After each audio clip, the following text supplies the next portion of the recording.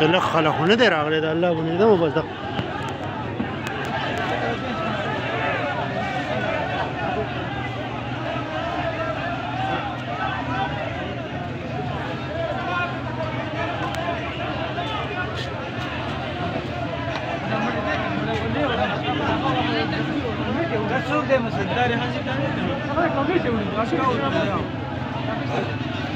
راخیسته دی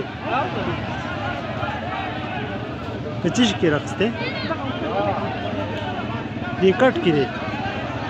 سټیچر دی کوم شی دی دا ښکاري نه بینچ ماتیږي